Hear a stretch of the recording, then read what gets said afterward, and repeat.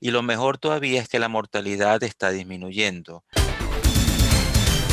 Bueno, que tenemos aquí en Radio Fuego 106.5 y como siempre el doctor del día. Tenemos al doctor Carlos Farad, epidemiólogo del municipio de Guayaquil. Y vamos a tratar el tema, la situación del COVID-19 actual. Doctor, ¿qué novedades nos tiene? Ustedes que están en toda la parte pues técnica, en todo, digamos que en lo que nosotros queremos saber cómo se va manejando la vacunación hasta ahora, ¿no? ¿Cómo está, Mariela? Muchísimas gracias por la Doctor. invitación. Siempre es un gusto estar con usted. Bueno, el comportamiento de la epidemia muestra una muy marcada estabilidad. Ya son 2, 3 semanas que el número de casos se mantiene por debajo de 800.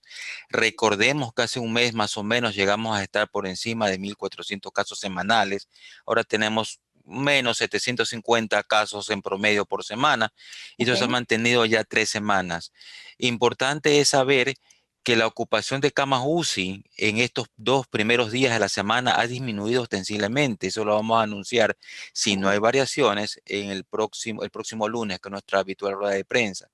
Pero ayer cuando nos reunimos en la mesa técnica de salud, analizábamos que en el conjunto, o sea, en toda la red pública y privada de atención para COVID-19, las UCI ya estaban en un 90%. Habían estado hasta hace poco en un 85% y la hospitalización estaba apenas en un 50% cuando llegó a estar hasta en un 80%. Mire Eso es usted. bastante bueno. Y lo mejor todavía es que la mortalidad está disminuyendo. Hace 2 semanas estuvimos en un promedio de 15 muertos por día. Ahora estamos en un promedio de 10 pacientes por día. Todavía sigue Estamos, siendo elevado pero estamos hablando del registro civil, estamos hablando de las defunciones en por, general o por el COVID-19. por ¿Se lo puede COVID-19. especificar? Sí, por COVID-19. El Ok. promedio de muertes diarias en Guayaquil es de 38 fallecidos por día, en promedio, no más o menos, pero en promedio 38. Con las muertes por COVID, estas se habían incrementado y tenemos 40, 44, 47, vamos a tener hasta 50. Y en una ocasión, si mal no recuerdo, tuvimos hasta 77 fallecidos un día, pero de todas las patologías que siempre se presentan. El número de fallecidos por COVID llegó a estar en 34, por lo menos los casos reconocidos oficialmente. En este año, últimamente, ahora en Sí, abril. Ok. nosotros hace Necesito un detalles. mes, en abril justamente, antes del estado de excepción, llegamos a tener muertes por COVID 34 en un solo día Wow. y promedio semanal 33. Y en el mes de marzo, a finales de marzo, llegamos a tener un día de 42 pacientes fallecidos por COVID. Fue un solo día. Doctor, De ahí bajó un poquito. ¿ustedes tienen identificado cuál fue el día de mayor fallecimientos por COVID-19 en Guayaquil entre el 20 y el La, 21? la última semana de marzo de este año fue el ¿De día este que... año o del pasado? No, o sea, me refiero al día que más muertes por COVID tuvimos de este año fue la última semana de marzo. Pero obviamente la explosión de fallecidos y pacientes por COVID de marzo y abril del año 2020 supera y de largo el número de fallecidos que había este año, ¿no? Allá Hay un día identificado como el día que más personas fallecieron? yo no lo tengo ubicado, pero sí hubieron días que se reportaron por lo menos 300 a 400 fallecidos por encima del promedio. Es decir, estamos hablando de No. 400 fallecidos en un solo día. Pero eso fue marzo-abril del año pasado. Entonces, si a eso les quitamos los 38 fallecidos por patologías habituales, tenemos un exceso bien grande que seguramente fueron por COVID. Lamentablemente, en aquella época, en marzo-abril del 2020, no había la capacidad de confirmar esos casos, por lo tanto no entraron a la estadística. Ahí hay un fuerte subregistro. Ahora estamos mejor en ese sentido y podemos, con un margen menor de error, poder decir que la mortalidad por COVID realmente está disminuyendo en la ciudad de Guayaquil.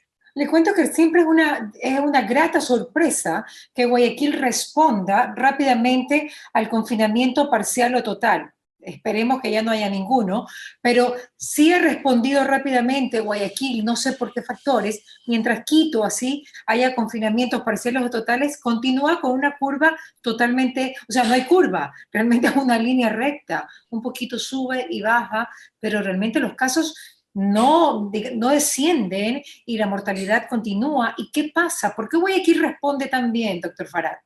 Mire, yo creo que son varias circunstancias. En marzo y abril del año pasado, cuando se inició el confinamiento en todo el país, Absoluto. Guayaquil, sí, Guayaquil logró bajar la curva, digamos que en mes y medio, o sea, ya a finales de abril y principios de mayo ya había un franco descenso en los niveles de ocupación cama, de mortalidad, de número de casos nuevos, que nos permitió pasar, si no me equivoco, en junio, no recuerdo bien la fecha, o los primeros días de julio, al famoso semáforo amarillo. Yo, Claro. yo creo que Quito no tuvo esa explosión en cuanto al número de casos, sino que fue un aumento gradual, pero permanente y constante, y cada vez Ah, mayor el número de casos que se iba presentando. Y ellos, para mí personalmente, creo que uno de los errores que cometieron fue pasar a semáforo amarillo con muy ese número cierto. creciente de casos. Nosotros bajamos, perdón, pasamos a amarillo cuando el número estaba disminuyendo. En Claro. el caso de ellos estaba aumentando lentamente, gradualmente, pero estaba aumentando. Yo creo que ese fue un error. Y peor todavía que luego de eso nunca regresó a un semáforo rojo, sino que se mantuvo en el amarillo. Por otro lado, nosotros sí creo que tenemos una ventaja muy grande frente a otras ciudades y provincias del país, es Ujú. que reforzamos la vigilancia epidemiológica en los sectores. Ya. Nos movimos a todos los sectores de Guayaquil y este trabajo lo hicimos como municipio de Guayaquil y también hizo el Ministerio de Salud Pública. Nos movimos a los diferentes sectores de la ciudad de Guayaquil a buscar los casos cuando recién comenzaban, es decir, en etapas iniciales, cuando el paciente presentaba los síntomas en etapas iniciales, de tal manera que se nos permitió tratarlos oportunamente, aislarlos, Ya. seguir a los contactos, evitar que se compliquen y por lo tanto evitar que pasen a un hospital, a hospitalizarse o a una unidad de cuidados intensivos. Créame que eso nos funcionó de maravilla. Fue un trabajo durísimo, durísimo de lunes a Sí, domingo, doctor, pero pero lo fue el logramos, ¿ah? 2020 eso. Y obviamente se hizo. Pero ¿qué pasó ahora? En el ¿Pasó lo 2000, mismo que el 2020? ¿Tuvieron la misma estrategia? en el 2021 reforzamos la misma estrategia. Esta estrategia nunca Ok. declinó, ¿ah? Nunca Ah, declinó. perfecto. Nosotros la seguimos manteniendo, la reforzamos. Ahora se contrató inclusive más personal. La doctora Viteri, la alcaldesa, contrató más personal de salud. No me refiero solamente a médicos, sino a todo personal de salud. Médicos, enfermeras, auxiliares de enfermería, promotores comunitarios de salud, etcétera, para reforzar el sistema de vigilancia epidemiológica, que siempre lo hicimos coordinadamente con el ministerio. La Ok. Mesa Técnica de Salud logró coordinar los esfuerzos para que esa vigilancia epidemiológica en territorio, que es el primer nivel de combate contra la epidemia, funcionara. Ujú. Por supuesto que tuvimos errores, por supuesto que hubieron días bastante difíciles, pero a la larga sí nos funcionó. A eso agreguémosles, sin lugar a duda, que el estado de excepción, este último estado de excepción también funcionó porque aumentó la capacidad de control que hubo sobre Ya. la ciudad de Guayaquil, al menos ya salió la policía, las Fuerzas Armadas, Exacto. todas las entidades de control a sofocar esas reuniones clandestinas, esas fiestas privadas, esas reuniones en lugares cerrados. Y lo hicimos bastante bien ¿Y y cuántas eso cerraron? resultó. ¿Cuántas fiestas COVID cerraron? Yo no recuerdo bien el número, eso más lo maneja la Mesa de Justicia y Vigilancia, la Mesa Pero de más o Seguridad. menos, sí, Pero antes como que un de, número. Claro. antes de el estado de excepción, se hablaba semanalmente, pues no, porque esas son cifras semanales, de 1.500 incidentes más o menos. Guayaquil llegó a Fiestas ser COVID. 1.500 fiestas COVID. Dios mío. entre fiestas, libadores, reuniones en locales cerrados. Sí, horrible. Acuérdense que hasta cerraban las calles para hacer sus reuniones, ¿no? Y Parranda. sus parrandas, exactamente. Claro, claro. Y se redujo drásticamente a la semana anterior, tres o cuatro, por ejemplo. O sea, fue un descenso drástico. De liderar, porque Guayaquil lideró en ese momento el número de incidentes a nivel de país, ahora ya somos uno de los que menor número de incidentes ha presentado en las dos últimas semanas, luego del estado de excepción. Ahora, en Claro, cambio, el problema se ha trasladado que las personas de la ciudad de Guayaquil están saliendo a las playas y eso sí nos preocupa. ya. Salinas, montañitas, lugares donde hay discotecas, bares, karaokes abiertos, fiestas públicas, y es público que la gente no utiliza mascarillas. Eso sí es un factor de riesgo muy grande. Mucha de la gente de Guayaquil se ha movilizado para esos sectores. Es No probable que sabía. en 1 o 2 semanas más tengamos un ligero aumento. Pero para eso también estamos preparados en el sentido de que la vigilancia que la hemos reforzado continúa. Estamos Ya. alertas para que apenas encontremos este tipo de casos, intervenir en el sector donde aparezcan y tratar de sofocar o de disminuir, contener drásticamente el aumento que podría haber existido o podría Claro, existir. porque, a ver, porque las restricciones van a continuar a partir de las 12 de la noche, vehiculares por lo menos. Pero no sé Sí, si, así bueno, es. usted habla del COE cantonal, o sea, Guayaquil, pero no sé si algo sepa de Santa Elena o de otros lugares, ¿no? Lo que sé de Santa Elena y lo que más nos preocupa es esto de la libertad que tienen y el escaso o nulo control que tienen para controlar lo que pasa en las discotecas, en los bares, karaokes.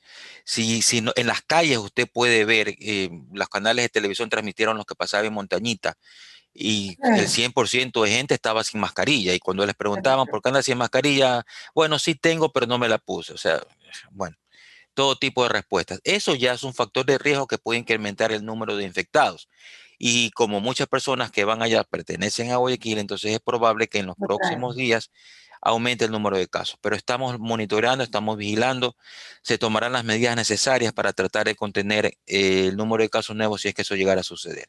Doctor, ¿cómo está la transición del antiguo gobierno con el nuevo gobierno, pues en relación a la vacunación y al plan, pues 900 que están conocidos, que significa que en 9 meses, perdón, que en 100 días se va a vacunar a 9 millones de personas? Exacto. Esa es. Mire, debo reconocer que las Ajá. últimas semanas o el último par de meses del gobierno anterior trabajamos muy fluidamente, muy coordinadamente con el Ministerio de Salud Pública. Nosotros implementamos los 4 centros de vacunación que ustedes ya conocen. Contribuimos con esa infraestructura, con equipamiento, con insumos, con personal, eh, etcétera, ¿no? Y el ministerio, a su vez, lo que tenía la parte del ministerio era la convocatoria de la comunidad para que se iba a vacunar de las personas que tienen que comunicarse Ujú. y la provisión de las vacunas, la provisión de las vacunas. El número de pacientes vacunados dependían de esa provisión de vacunas. Teníamos días en que vacunábamos muchas personas y días en que vacunábamos a pocas personas, pero eso dependía de la existencia de las vacunas y la convocatoria del ministerio. Ahora, muchas de las autoridades del Ministerio de Salud que trabajaron en los últimos meses con el antiguo gobierno están trabajando actualmente. Esa coordinación sigue muy fluida.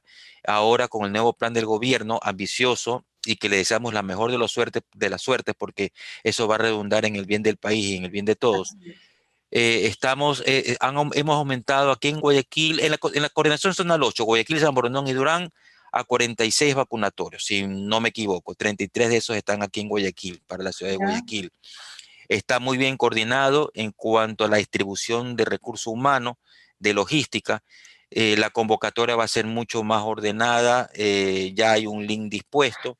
Lo único que yo sí esperaría es que la provisión de vacunas o el aprovisionamiento de vacunas sea lo suficientemente rápido para que este plan de vacunación no pare, sino que sea permanente y en esos días lograr conseguir la meta. En todo caso, estamos trabajando Pero, coordinadamente, estamos trabajando día a día con la coordinación zonal 8, la doctora Alexandra Zambrano, estamos trabajando bien y esperemos sacar esto adelante por el bien de la ciudad y por el bien del país. claro, porque aquí tengo pues a un tuitero que habla de la cantidad de vacunas que están llegando.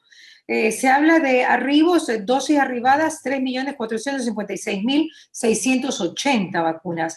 AstraZeneca, 624.000. De Pfizer han arribado 1.109.160. Y de Sinovac han arribado 1.723.520. Hoy pues bueno, yo creo el día de ayer, si mal no me equivoco, por las horas cuando lo tuiteó, habían arribado 107.640 dosis de Pfizer. Parece que nos estamos provisionando muy rápidamente de vacunas, ¿no? Sí, y eso es bueno.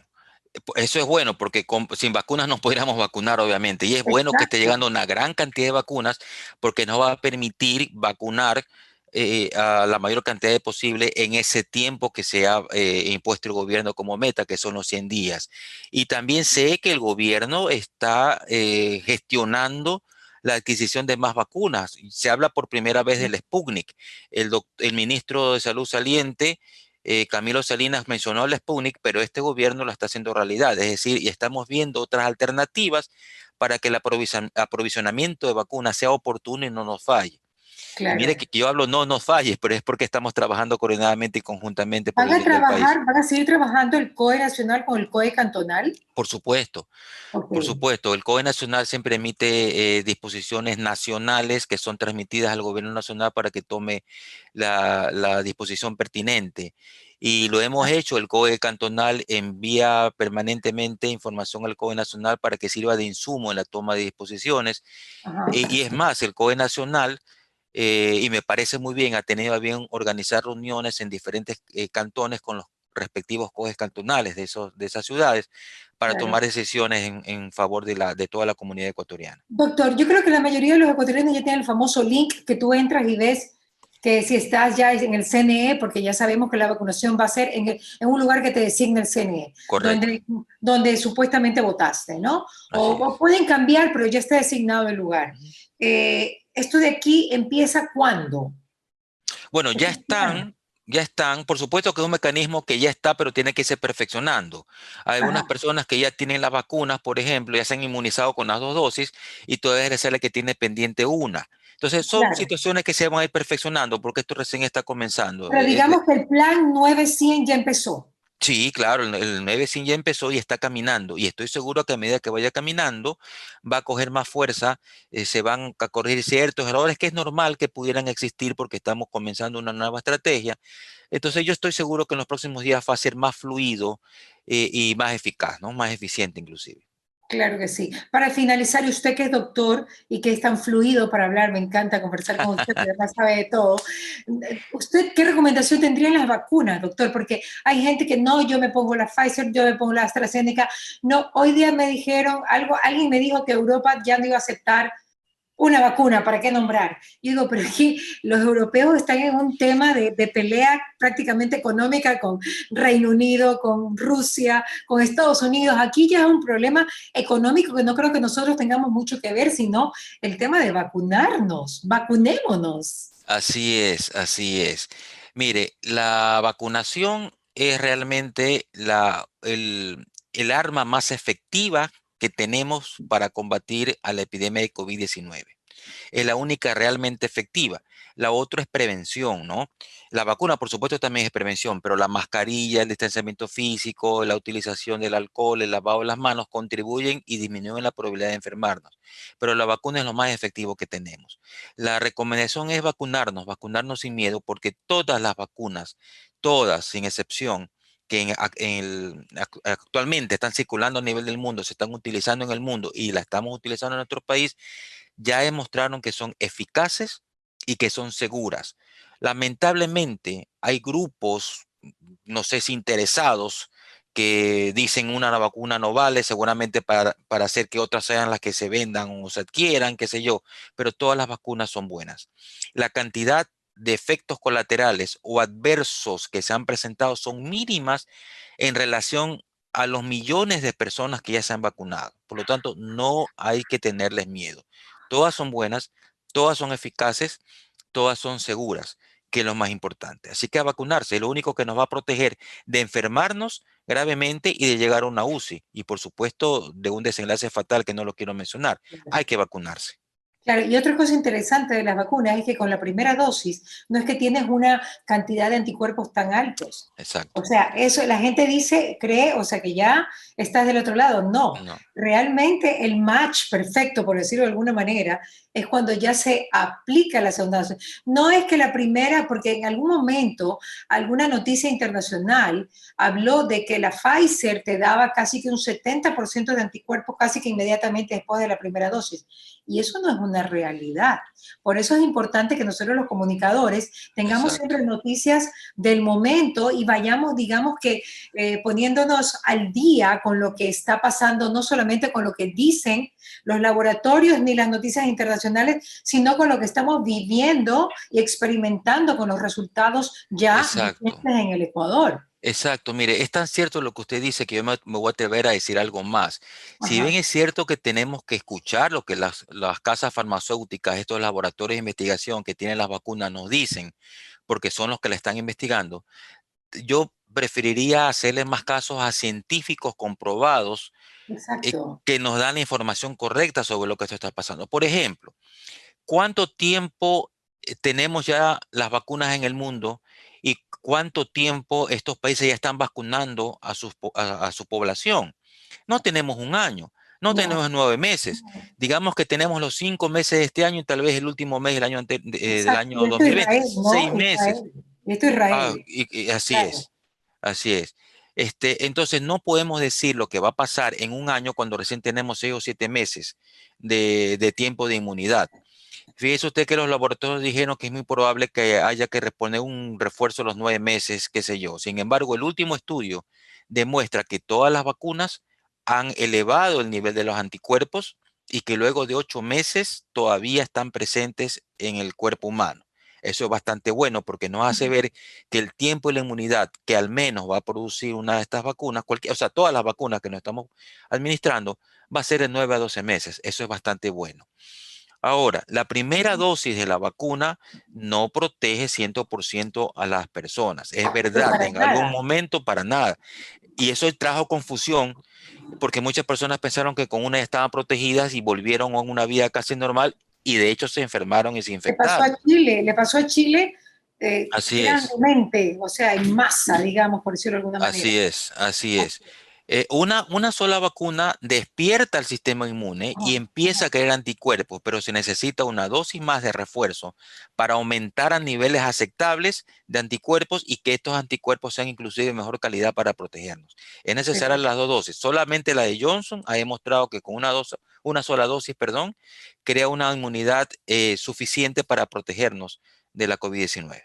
Yo creo que en 8 meses estaremos sabiendo algo de qué vacunas protegen más, en qué Sí, porcentaje, y la primera o segunda, porque yo me imagino que muchos investigadores están haciendo anticuerpos neutralizantes a las personas exactamente. que se vacunaron la primera vez, segunda vez, con AstraZeneca. Mi Así hermano es. nada más en Bahía, pues tiene a 3 personas, a mi papá que se vacunó con Sinovac, a mi mamá con Pfizer, y está chequeando y te está tratando de ver un análisis de cuál es la vacuna y y me dijo que los resultados me los tenía en el mes de agosto. O sea, cada doctor está haciendo su propio informe de lo que son las vacunas y cómo se manejan, ¿no?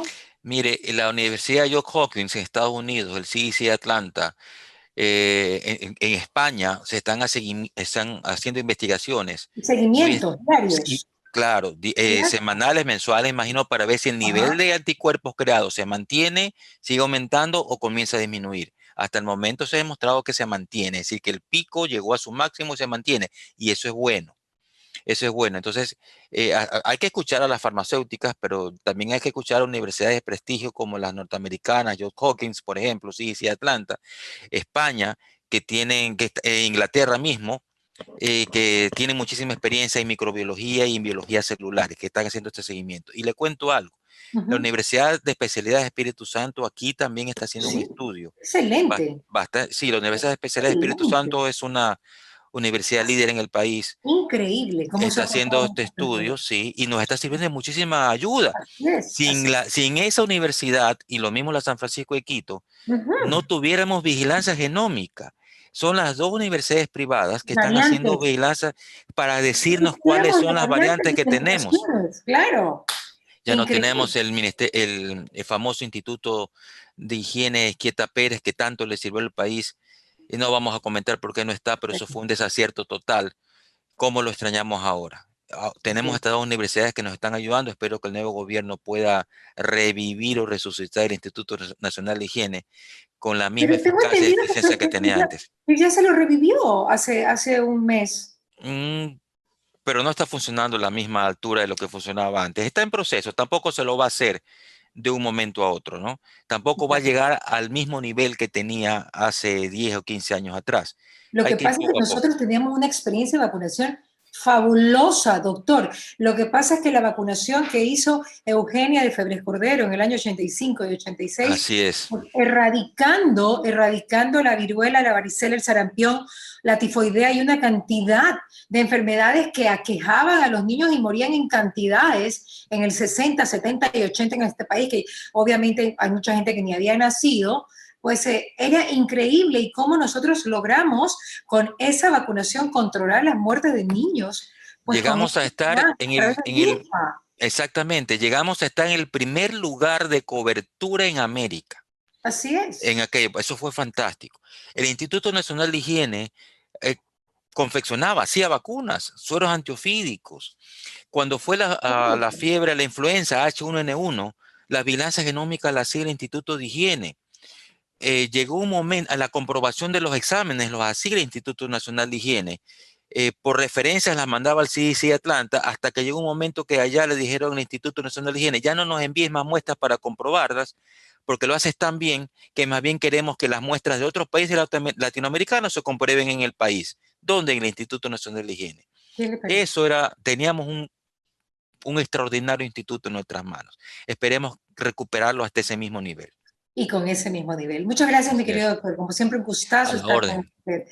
Bueno, pues ustedes ya saben que estamos aquí siempre haciendo contacto contigo en Radio Fuego 106.5. Qué gusto poder estar pues con excelentes entrevistados, como siempre, doctores de primera, ecuatorianos, como el doctor Carlos Farah, quien es epidemiólogo del municipio de Guayaquil. Gracias, Doc. Un abrazo. Muchísimas gracias a usted. Hasta luego. A la orden siempre. ¿Qué pasa con Mariela? Llegó a ustedes gracias al auspicio de Nature's Garden, Interagua, Engistol y Neurexan, UTEG, Maggi, Pharmaton, Doc Chow Extra Life, Deos Secret y Neurobion.